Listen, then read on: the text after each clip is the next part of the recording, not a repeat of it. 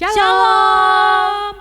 Selamat pagi adik-adik, kembali lagi kita bersama-sama dalam ibadah kita di minggu pagi ini. Kita bersyukur karena Tuhan begitu baik dalam kehidupan kita. Kak percaya bahwa adik-adik dalam kondisi yang baik. Kak Cindy gimana kabarnya Kak Cindy? Oh puji Tuhan Kak Vina, baik sekali. Kakak-kakak tim musik bagaimana?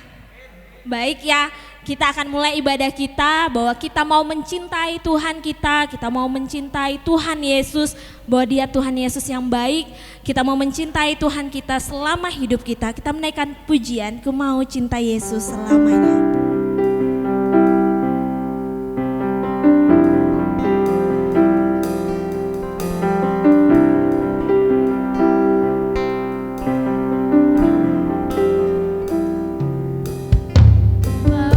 Cinta Yesus selamanya. Ku mau cinta Yesus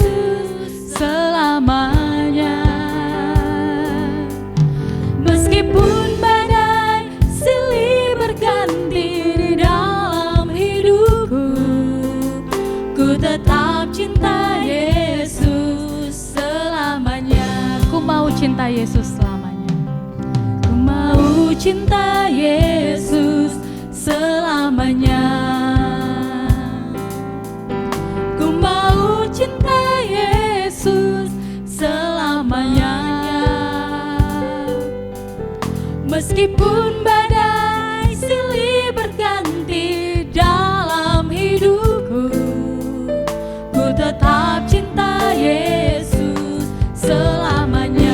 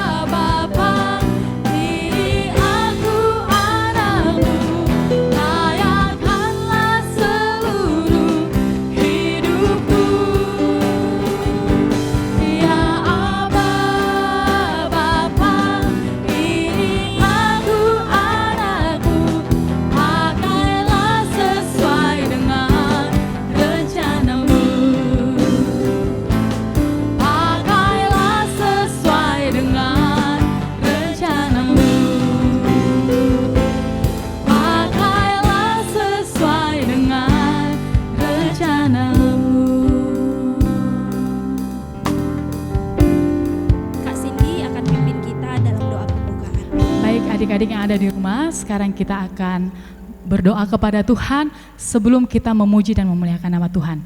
Yuk lipat tangannya, tutup matanya, kita berdoa.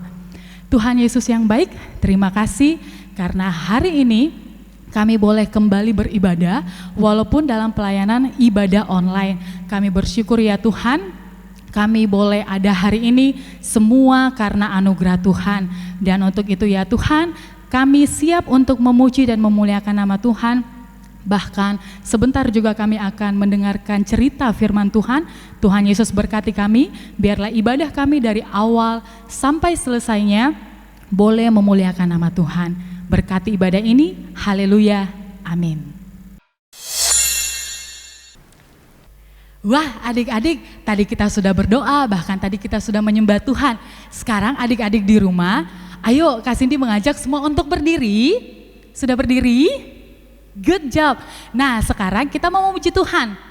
Kita tahu bahwa mata Tuhan melihat segala situasi yang kita lakukan loh.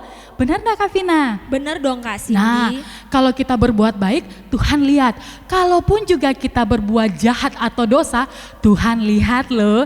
Jadi untuk itu, adik-adik di rumah, dengar pujian ini ya, sambil kita naikkan bersama-sama. Kita naikkan pujian, mata Tuhan melihat.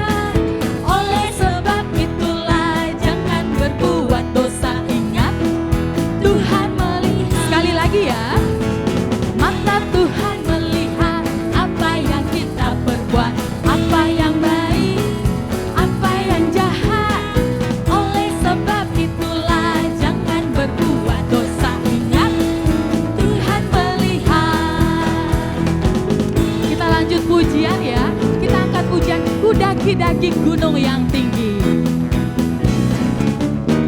Ku daki gunung yang tinggi. Ku turun lembah yang dalam. Ku melintasi padang rumput hijau membentang. Yesus beserta. Ku terbang luar angkasa. Ku selam dalam samudra. Ku dayung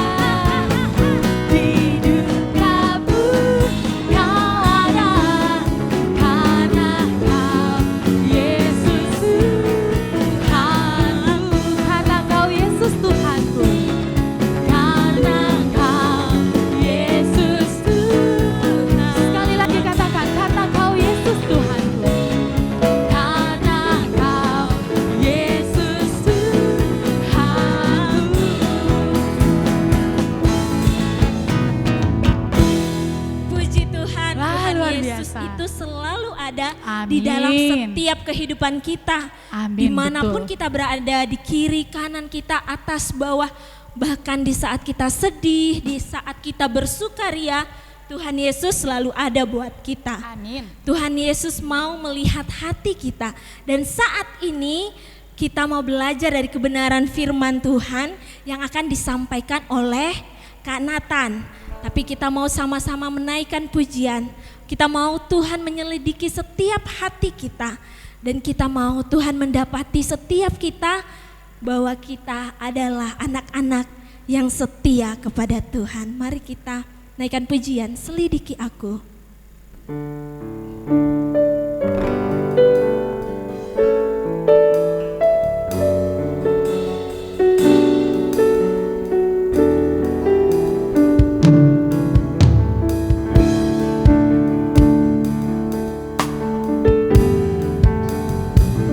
Selidiki aku, lihat hatiku, apakah ku sungguh mengasihimu, Yesus, Kau yang Maha Tahu dan menilai hidupku, tak ada yang tersembunyi bagimu. Selidiki aku, selidiki aku, lihat hatiku, apakah ku sungguh mengasihimu, Yesus, Kau yang Maha Tahu dan menilai hidupku, tak ada yang tersembunyi bagimu. Telah kulihat kebaikan-Mu yang tak pernah habis di hidupku. Ku berjuang sampai akhirnya Kau dapati aku tetap setia.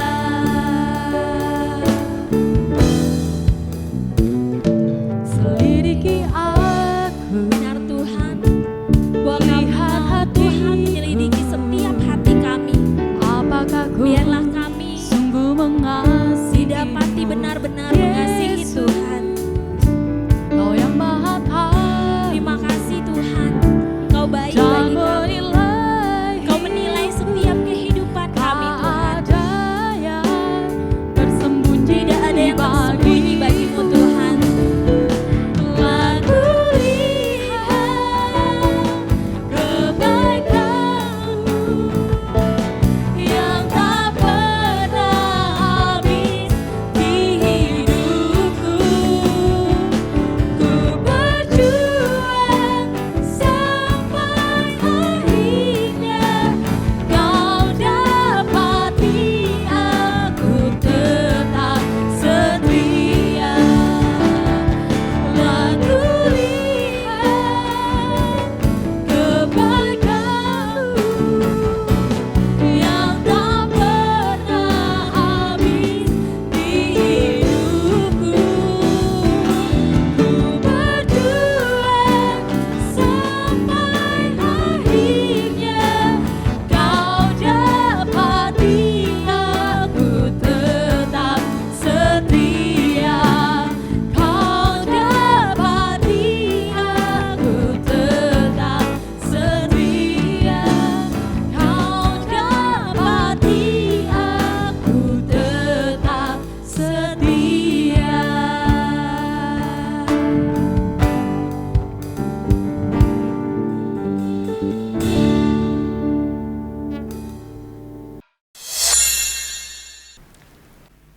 Ya, shalom adik-adik yang terkasih dalam Tuhan kita Yesus Kristus. Sekarang kita akan masuk untuk mendengar firman Tuhan yang kita akan pelajari bersama. Tapi sebelum itu kita berdoa dulu ya. Kita berdoa, kakak pimpin. Bapa di surga, terima kasih Tuhan, di waktu ini kami bisa mengikuti ibadah sekolah minggu secara daring. Kiranya Tuhan yang berbicara Tuhan melalui kakak yang akan memberitakan firman Tuhan. Kiranya Tuhan juga menyiapkan setiap hati kami supaya kami bisa mendengar dan memahami apa yang menjadi isi hati Tuhan. Kiranya Tuhan yang berbicara Tuhan kepada setiap kami siap mendengar. Dalam Yesus kami berdoa, haleluya, amin. Oke, buat adik-adik mungkin banyak yang masih belum tahu kakak ya. Mungkin baru pertama kali lihat, mungkin ada juga siapa sih kakaknya ini gitu. Kok ganteng banget gitu. Oke, namaku Nathan, bisa dipanggil Kak Nathan. Panggilnya Kak Nathan aja ya, jangan panggil Om Nathan ataupun Pak Nathan. Panggilnya Kak Nathan aja. Oke. Ya, di kesempatan ini kita akan belajar bersama suatu tema topik yang cukup menarik ya. Judulnya ada di atas nih, di atasku bisa kelihatan ya. Judulnya adalah Tuhan melihat hati. Hati itu di mana? Di kiri. Di kiri itu jantung sebenarnya, hati di bawah dikit. Tapi nggak apa-apa lah. Tuhan melihat hati kayak gitu. Nah, sebelum kita lanjut untuk materi ini, aku ingin ada satu pertanyaan deh buat adik-adik semua. Bisa next?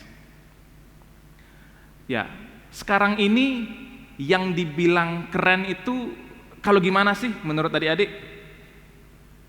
Kapan kamu gitu ya atau temenmu gitu bisa dibilang keren?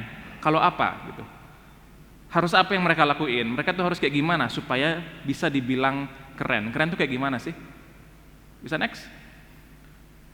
Oh, ada yang bilang, oh Kak, keren itu kalau kita jago gitu. Jagonya ngapain? Jago main game misalnya gitu kan, jago main Mobile Legend, jago main Free Fire gitu. Ranknya tinggi, udah Mythic Glory atau semacamnya lah gitu. Atau ranknya tinggi kalau main PUBG, kalau main Free Fire Kak gitu. Intinya kalau jago gitu. Itu loh jago misalnya kalau di dunia game ya. Tapi kalau di kelas mungkin, oh keren itu Kak kalau dia dapat juara gitu. Kalau dia pinter di kelas, kalau dia berprestasi gitu, jago di olahraga misalnya, jago di ikut lomba ataupun jago apapun deh Kak gitu. Pokoknya kalau jago itu jadi keren gitu. Contohnya kayak ya kakakku ya, Mr. Lemon gitu kan. Keren tuh kalau kayak gini Kak, sukses gitu ya. Habis itu jago itu keren banget deh gitu. Bisa next?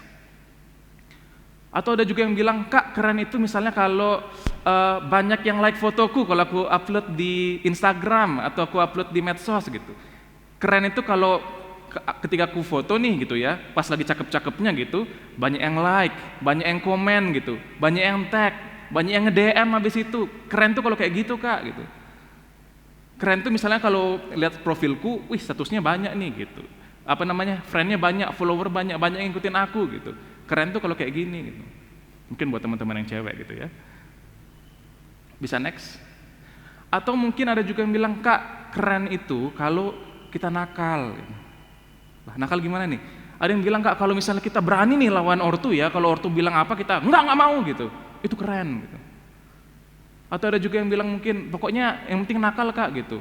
Mungkin yang masih teman-teman yang SD gitu kan nakalnya kalau nggak buat PR tuh keren gitu. Habis itu kalau lagi acara Zoom, lagi Google Meet, habis itu dipasang absennya, habis itu kita main gitu, itu keren gitu. Atau mungkin makin naik ke SMP ya, kerennya dibilang nakalnya ningkat gitu. Yang bau-bau, kalau nggak bau bensin, bau asap Kak gitu. Maksudnya gimana? Iya belajar trek-trekan gitu kan, belajar ngerokok, itu baru keren Kak. Benar kayak gitu. Apakah benar yang seperti itu semuanya dibilang keren adik-adik? Nah kali ini kita akan belajar kalau menurut Alkitab keren itu kayak gimana sih? Hari ini kita akan belajar satu kisah yang terambil dari 1 Samuel pasal 16 yang mengisahkan ketika Nabi Samuel diperintahkan Tuhan untuk mengurapi raja baru untuk menjadi raja Israel. Teman-teman bisa membuka bareng-bareng untuk melihat kitab ini di 1 Samuel pasal 16. Kisahnya waktu itu kayak gini teman-teman. Waktu itu Samuel lagi galau. Galaunya kenapa? Karena dia baru aja dikecewain sama seorang raja yang sebelumnya dia urapi. Kalau teman-teman masih ingat siapa nama rajanya?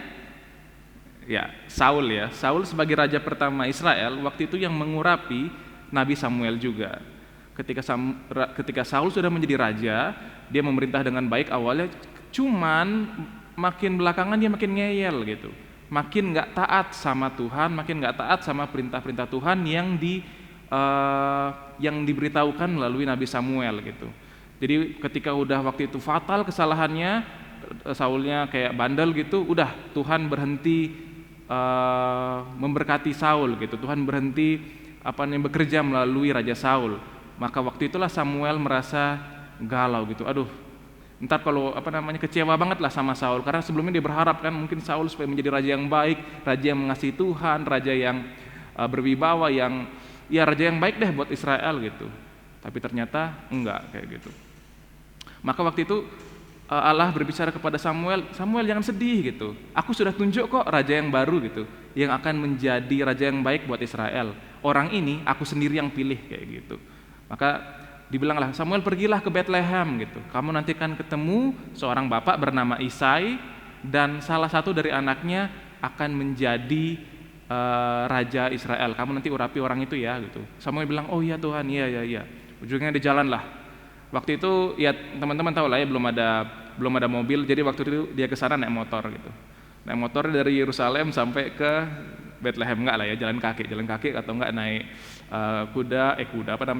keledai atau unta waktu itu.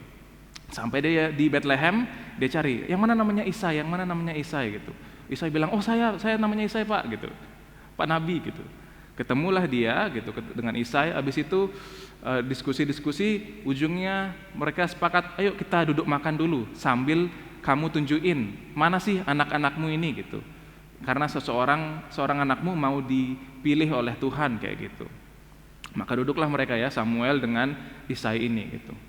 Ketika waktu itu, ketika lagi duduk itu, Isai menunjukkan, ini nih anak-anakku, ini yang pertama gitu. Nah, anak yang pertama dari Isai namanya Eliab.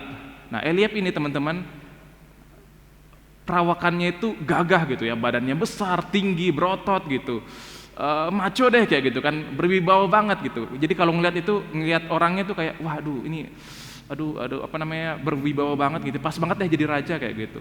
Dia juga seorang prajurit ya, jadi punya kayak ngelihat seorang yang berjuang ya, kayak ngelihat pahlawan deh rasanya gitu.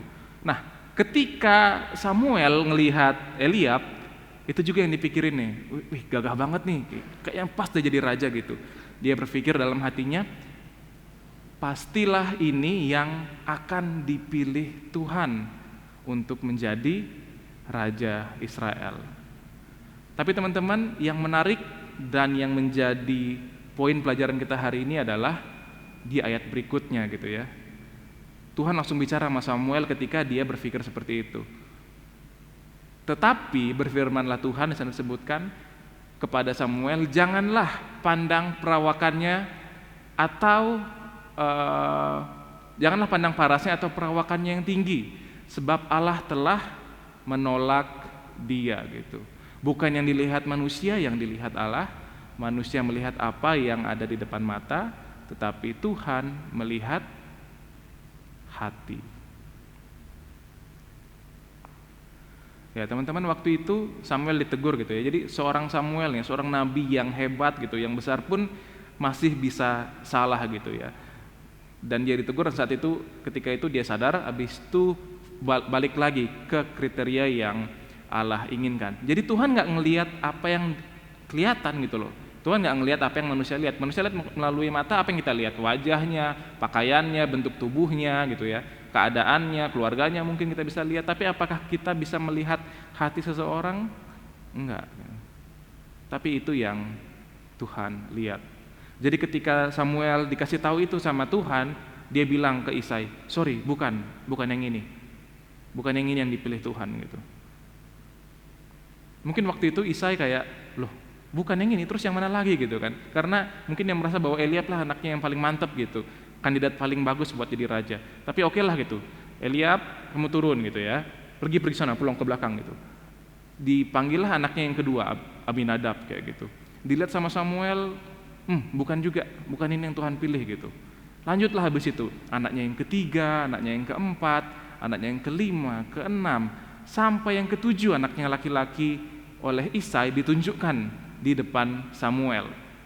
Tapi semuanya dapat silang gitu ya, dapat big no dari Samuel. Semuanya nggak ada yang dipilih Tuhan. Waktu itu Samuel kayak bilang lagi ke Isai, habis ini masih ada lagi nggak anakmu yang ada kayak gitu kan. Isai bilang gitu ya, mungkin sambil garuk-garuk kepala, ada sih satu, cuman dia lagi ngurus kambing di padang rumput gitu ya, lagi di padang, lagi di kebun lah, lagi ngurus hewan gitu. Samuel malah bilang, panggil, suruh dia ke sini. Kita nggak akan makan sampai dia datang. Habis itu dipanggil lah gitu ya, Daud, sini gitu. Ada tamu gitu. Datanglah si Daud ini kan ketemu sama Samuel, dan saat itu Tuhan bilang ke Samuel, urapilah dia yang kupilih untuk menjadi raja Israel.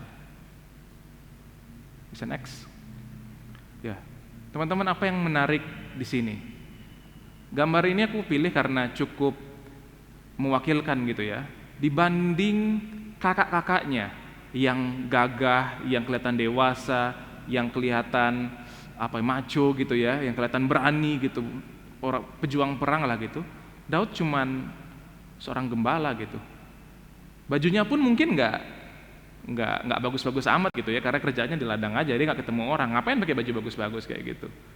Dan kemungkinan umurnya juga nggak tua-tua amat gitu, mungkin dia masih belasan tahun gitu, karena ketika umur 20 itu sudah jadi prajurit di wajib perang lah kayak gitu. Jadi kemungkinan dia masih belasan tahun waktu dia dipanggil menjadi raja Israel. Jadi waktu itu datanglah si Daud gitu, mukanya mungkin masih licin gitu ya, belum banyak, mungkin belum jenggotan juga kayak aku gitu, mungkin masih muda banget gitu. Nggak kelihatan dia seorang yang pernah berperang, pernah lawan orang, mungkin pernah ikut peperangan, itu nggak kelihatan gitu. Kerjaan lo cuma gembala domba aja gitu. Tapi Tuhan bilang, ini yang aku pilih. Jadi di saat itu juga Samuel ngambil minyak yang dia sudah siapkan, dituangkanlah di kepalanya Daud, dan diurapi dia menjadi raja, disaksikan oleh kakak-kakaknya semua. Teman-teman sadar nggak kalau ada kemungkinan loh bahwa si Daud ini dibully? Dibulinya gimana?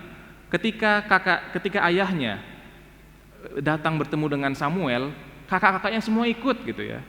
7 yang laki-laki semuanya diajak gitu. Kenapa dia nggak diajak? Dia kan laki-laki juga gitu kan. Mungkin dibilang, kamu masih kecil gitu, uruslah kambing saya sana, urus ternak aja lah di belakang kayak gitu, nggak usah ikut-ikut gitu.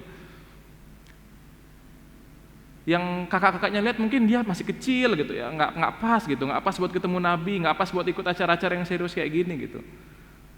Yang manusia lihat mungkin tampangnya secara luar gitu, tapi Tuhan nggak lihat itu. Yang Tuhan lihat hatinya. Apa yang kita bisa pelajari di sini, teman-teman? Apa sih yang membuat Daud dipilih Tuhan? Kenapa sih nggak kakak-kakaknya yang dipilih gitu? Kenapa nggak Eliab aja? Kan dia gagah perkasa, kelihatan berani gitu, seorang prajurit yang ideal gitu, kayak pahlawan dah. Kenapa nggak Eliab aja? Dia lebih pas kalau dilihat orang nanti jadi raja. Kenapa? Di sini kita belajar, teman-teman, bahwa Tuhan tidak melihat yang manusia lihat. Yang Tuhan lihat apa? Hati. Berarti ada yang berbeda yang Daud miliki di hatinya yang tidak dimiliki oleh kakak-kakaknya semua. Ya, apa itu, teman-teman? Daud memiliki hati yang tertuju kepada Tuhan. Daud memiliki hati yang tertuju kepada Tuhan. Apa yang bisa kita terapkan di kehidupan kita sehari-hari? Jadi ujungnya, teman-teman, yang Tuhan lihat itu bukan berapa banyak followermu, kamu pakai baju bagus atau enggak, kamu mandi bersih atau enggak gitu. Yang Tuhan lihat bukan kayak, aku jago ini Tuhan, aku mantap di sini Tuhan, aku hebat di sini Tuhan, aku udah ngelakuin pelayanan ini semua Tuhan, aku udah rajin ke gereja Tuhan, aku udah rajin sekolah, aku udah rajin bantu orang tua Tuhan gitu. Tapi yang Tuhan lihat ujungnya hati gitu. Maksudnya gimana? Apakah ketika kamu bantu orang tua kamu benar-benar gitu karena kamu sayang orang tua, atau karena biar senang aja bapak mama lah aku lakuin ini gitu? Ketika teman-teman belajar di sekolah, ketika teman-teman bergaul dengan teman-teman yang lain, dengan keluarga yang lain, apakah benar-benar teman-teman mengasihi mereka, atau kayak dalam hati, sebenarnya aku nggak suka sih sama orang ini, cuman karena disuruh mama ya aku di sini lah ya gitu. Kita bisa berbohong lah ya kepada semua orang, mungkin kepada diri kita sendiri, tapi Tuhan tahu isi hati kita. Bisa back slide sebelumnya. Nah, sekarang pertanyaannya, jadi kerennya itu menurut Alkitab gimana? Keren itu kalau Tuhan lihat hati kita dan kita dipilihnya untuk melakukan pekerjaannya. Kurang keren apa coba? Apa sih Kak? Nggak keren. Apa mana? Cuman lihat Tuhan aja, gitu ya. Kita lebih milih mana sekarang? Hitung-hitungan aja deh, lebih milih mana? Lebih milih keren di mata Tuhan atau di mata dunia? Gitu. Kalau mata Tuhan tuh sederhana gitu, kamu fokus sama Tuhan, lakukan semuanya untuk kemuliaan Tuhan, kamu belajar, kamu berkeluarga, kamu di keluarga misalnya, habis itu bermain, semuanya lakukan untuk Tuhan gitu. Kalau yang dunia repot gitu ya, kamu harus tampil baik, kamu harus kelihatan bersih, kamu harus kelihatan kaya, harus kelihatan bagus gitu, harus kelihatan wow gitu. Lebih milih yang mana teman-teman? Biarkan Tuhan memakai kita untuk pekerjaannya. Intinya di mana Tuhan melihat hati. Nah, sekarang pertanyaannya, next, hatimu sedang fokus kemana? Pilihannya cuma dua, fokus ke Tuhan atau fokus yang lain. Gimana caranya biar bisa tahu? Teman-teman coba renungkan sebentar, apa sih yang kita kejar sekarang gitu? Apa sih yang teman-teman inginkan buat teman-teman lakukan sekarang? Oh Kak, aku pengen juara 1 misalnya. Kok aku pengen push rank sampai rank tertinggi Kak? Oh Kak, aku pengen liburan ke sini ke sana gitu. Coba cek, kalian lakukan itu semua untuk siapa? Untuk Tuhan atau untuk diri kita sendiri? Ingat, fokus hati kita cuma ada dua. Yang pertama untuk Tuhan, dan yang kedua untuk yang lain. Bisa jadi untuk diri kita sendiri, bisa jadi untuk dunia, bisa jadi untuk keluarga, bisa jadi untuk teman terdekat. Apakah salah untuk lakukan hal-hal tersebut? Enggak. Tapi salah jika kita tidak menjadikan Tuhan fokus utama dari hidup kita. Terus Kak, gimana caranya supaya kita bisa fokus sama Tuhan? Oh, banyak caranya teman-teman, banyak cara-cara teman-teman. Salah satu yang bisa kita lakukan adalah belajar bersama untuk tahu sebenarnya apa sih yang Tuhan mau di hidup kita, atau gimana sih caranya supaya kita fokus sama Tuhan gitu. Salah satu caranya adalah minggu depan kita akan ada sekolah minggu offline, teman-teman bisa semua ikut di sana ya. Kita belajar gimana sih caranya fokuskan hati kita kepada Tuhan. Ya, akhir dari pelajaran hari ini, teman-teman, aku ingin ingetin bahwa kembali ya, yang Tuhan lihat itu bukan yang manusia lihat. Tuhan nggak lihat seberapa ganteng, seberapa cantik kamu. Tuhan nggak lihat seberapa banyak followermu di Instagram atau di medsos. Tuhan nggak lihat seberapa mungkin nanti uang yang kamu punya, berapa harta yang teman-teman punya, berapa pencapaian teman-teman di dunia game maupun di sekolah nanti. Bukan itu yang Tuhan lihat utama. Yang Tuhan lihat apa? Hati kita. Ayo jaga hati kita bersih di hadapan Tuhan. Yuk kita fokus sama Tuhan terus. Kita berdoa. Bapa di surga, terima kasih Tuhan atas pelajaran hari ini, mengingatkan kami untuk fokus hanya kepada Tuhan saja. Kiranya Tuhan kami terus bisa menjaga hati kami bersih di hadapan Tuhan. Ampuni kami Tuhan jika seringkali kami tidak fokus kepadamu. Ampuni kami Tuhan jika kami seringkali tidak, hati kami tidak bersih Tuhan di hadapan Engkau juga. Kiranya Tuhan yang ajar kami terus supaya kami bisa menjaga hati kami dengan baik dan bisa fokus sama Tuhan saja. Dalam Yesus kami berdoa, haleluya, amin.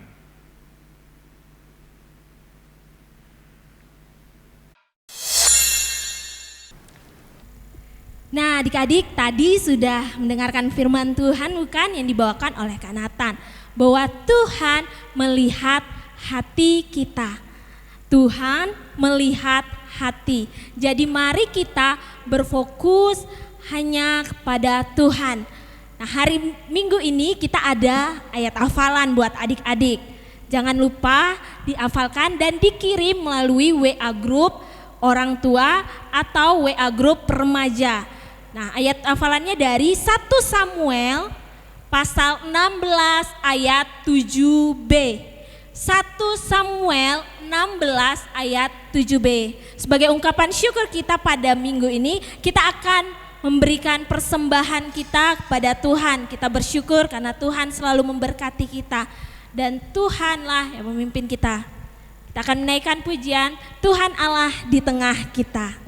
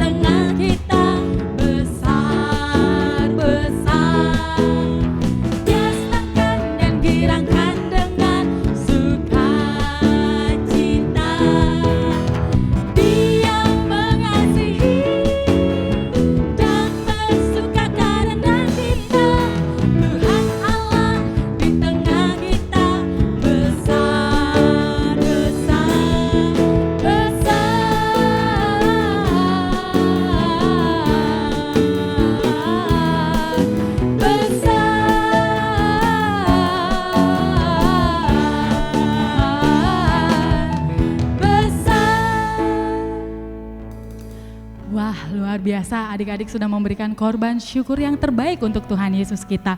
Nah, sekali lagi kasih ingin mengingatkan buat semua adik-adik yang ada di rumah ya, seperti yang tadi Kak Vina sudah sampaikan bahwa ada ayat hafalan ya yang terambil dalam kitab 1 Samuel pasal yang ke-16 ayat yang ke-7b. Oke? Nah, sekarang ibadah online kita sudah hampir selesai. Kita bersyukur kita boleh beribadah dari awal, pertengahan, dan sekarang tiba di akhir ibadah. Nah, Kak Cindy berharap walaupun kita terpisah oleh jarak, tetapi kita satu di dalam Tuhan. Ingat, ketika kita dekat kepada Allah, kepada Allah kita saja ya tentunya ya, Tuhan Yesus Kristus, maka hati kita akan merasakan tenang, sukacita, dan damai sejahtera Tuhan. Nah, nanti untuk 1 minggu ke depan, sekali lagi Kak Cindy mau ingatkan ya, untuk di minggu kedua, minggu depan, Kak Cindy, Kak Vina, serta kakak-kakak yang lain mengajak adik-adik semua untuk beribadah di gereja. Ingat, di gereja untuk minggu depannya ya, tetapi tentu jangan lupa ya Kak Vina, harus diterapkan protokol kesehatan. Adik-adik kalau datang harus menggunakan masker ya. Begitupun juga kakak-kakak yang ada di gereja tetap juga menggunakan masker ketika membimbing anak-anak dalam mengajarkan kebenaran firman Tuhan.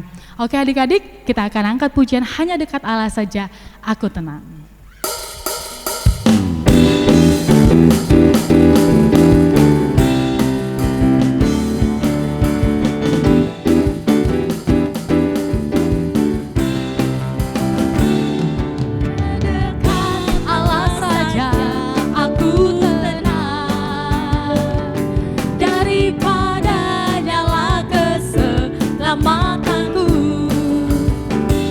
Hanya Dia ku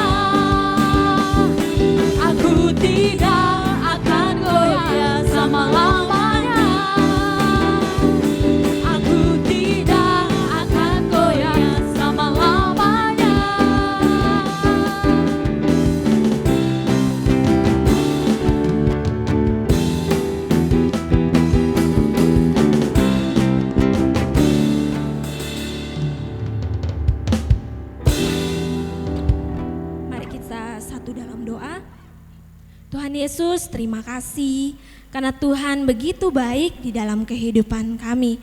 Kami bersyukur Tuhan sudah memimpin ibadah kami dari awal, pertengahan hingga berakhirnya boleh jadi seturut kehendak-Mu Bapa. Terima kasih Tuhan Yesus, kami bersyukur untuk pimpinan-Mu dan untuk kebenaran firman Tuhan yang kembali mengingatkan kami bahwa Tuhan melihat setiap hati kami. Terima kasih Bapa, kami mengucap syukur hanya kepada-Mu saja, Yesus Kristus Tuhan kami. Di dalam nama Tuhan Yesus, haleluya, amin. Amin.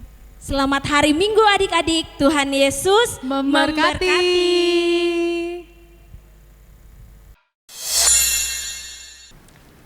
Amsal 17 ayat 17. Seorang sahabat menaruh kasih setiap waktu dan menjadi seorang saudara dalam kesukaran. Amsal 17 ayat 17. Seorang sahabat menaruh kasih di setiap waktu dan menjadi seorang saudara dalam kesukaran. Amsal 17 ayat 17. Seorang sahabat menaruh kasih setiap waktu dan menjadi seorang saudara dalam kesukaran. Amsal 17 ayat 17. Seorang sahabat menaruh kasih di setiap waktu dan menjadi seorang saudara dalam kesukaan. Amsal 17 ayat 17. Seorang sahabat menaruh kasih setiap waktu dan menjadi seorang saudara dalam kesukaran. Amsal 17 ayat 17. Seorang sahabat menaruh kasih setiap waktu dan menjadi saudara dalam kesukaran. Amsal 17 ayat 17. Seseorang sahabat menaruh kasih setiap waktu dan jadi seorang saudara dalam kesukaran. Amsal 17 ayat 17. Seorang sahabat menaruh kasih setiap waktu dan menjadi seorang saudara dalam kesukaran. Amsal 17 ayat 17. Seorang sahabat menaruh kasih setiap waktu dan menjadi seorang saudara dalam kesukaran.